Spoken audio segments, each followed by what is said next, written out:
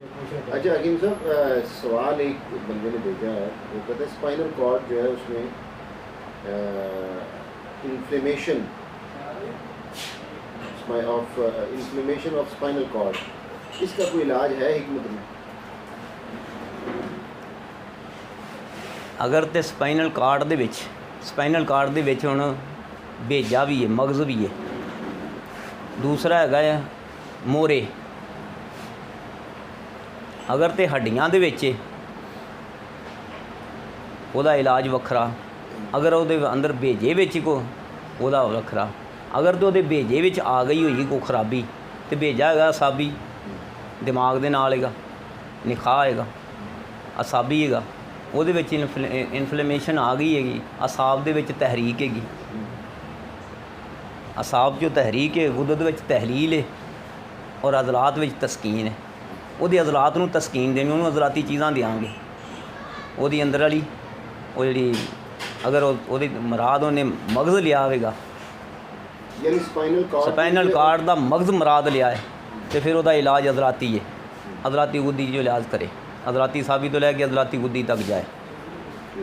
अगर उन्हें हड्डियां का लिया होगा कि मोहरियां दा विच मोहरियां जो खराबी आ गई, मोहरियां जो तनाव आ गया, या मोहरियां विच इन्फ्लेमेशन आ गई, सोजिश आ गई है, तो फिर वो अज़लाती तहरीक हैगी।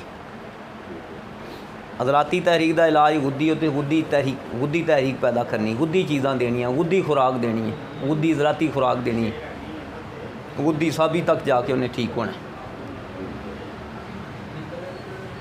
यानी तुसी जेड़ा स्पाइनल कॉर्ड है ਉਹਦੇ तीन अज्जा हैं। एक मैं मेन दो कीते ने, एक हड्डी, एक अंदर दा मगज़। ਤੇ ਜਿਹੜਾ ਤੁਸੀਂ ਉਹ दूसरा कहने सो, एक तीसरा भी कहने सो ना, बस दो ही कह लो। तीसरे ਉਹਦੇ ਚ असाब हैगा, असाब ने तो बाहर हड्डी जी अज़लात च तह लै आंदा, कनैक्टिव टिशू ने ठीक है, उन्होंने अज़लाती दे लै आंदा, ਉਹਦਾ इलाज गुद्दी है। ਜਿਹੜਾ अंदर मगज़ हैगा वो असाबी है, ਉਹਦੀ इन्फ्लेमेशन असाबी तहरीक हैगी, ਉਹਨੂੰ ਅਸੀਂ इलाज अज़लाती गुद्दी दे जाके करना। ठीक, यानी ये तो मुमकिन है इलाज। हाँ, कोई भी चीज़, कोई भी बीमारी ला इलाज नहीं, हर मर्ज़ का इलाज है सवाए मौत दे।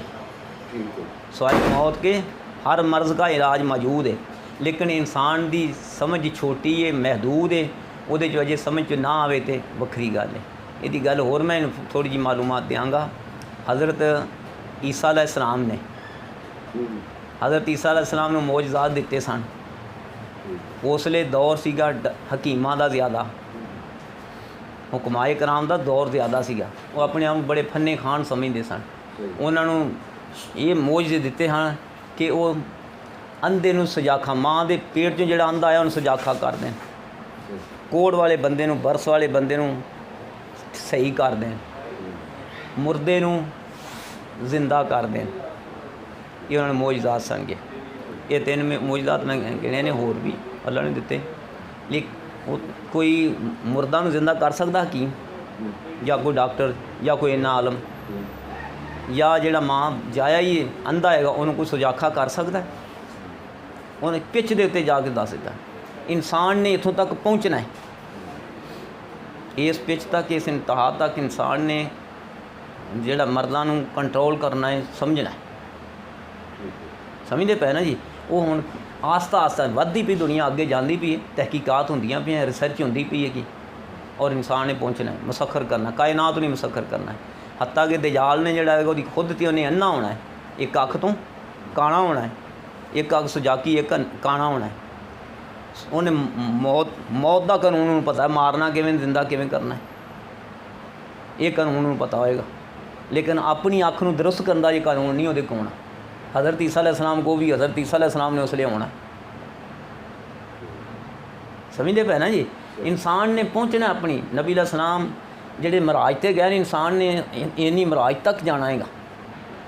ये उत्थे आखिरी इंसान की इंतहा है। साडे अंबिया अलैहिस्सलाम ने साडी रहनुमाई इहो ही कीती है। ये मैं एक गल जी ना बाई द वे वो तशरीह वास्ते दसी है कि उन्होंने इलाज मौजूद है, लेकिन वो साड़ी समझ अजे ना आवे तो अलग गल आया भी है, रिसर्च हो रही है, और असी कानून के तहत मैं तुहानूं दस दित्ता, उसदा इलाज ये आ।